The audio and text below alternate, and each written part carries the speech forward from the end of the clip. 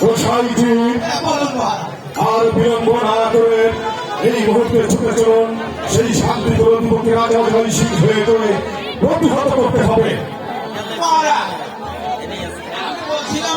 কি বলতে চাইছেন আপনি?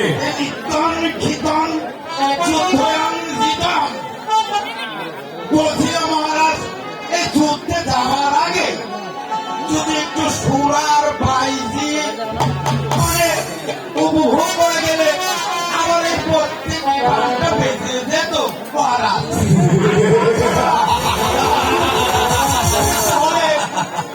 এই নিত্যন কীর্তন একটু সুরা বাইজি নাচ দিয়ে দেখে গেলে ভালো সত্য কথাই বলে আছেন আপনি, আমার মনের কথাই বলে আছেন গোসাইজি।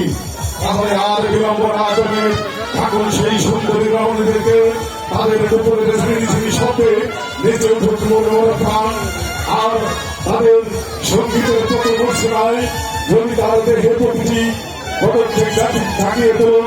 এখন এখন তাদের আর দিয়ে আসুন সেই দেবভক্ত সুর।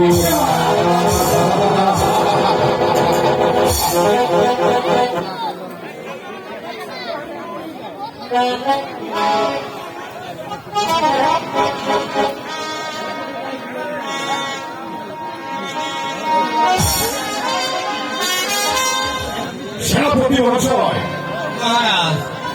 আর বিলম্ব না করে আপনি এই মুহূর্তে যুদ্ধে যাওয়ার আয়োজন করুন।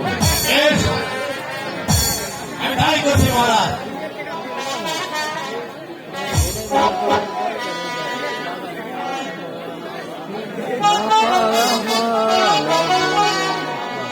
সুন্দরীগণ, যখন আমি ওই শান্তি সিংহ পরাজিত করবে, তাই তো তোমাদের লোকের রিলিজ শব্দে আর তোমাদের সঙ্গীতের প্রতি মূর্ছনায় আমার দেহের ভিতরে আজকে চাকিয়ে দেবো।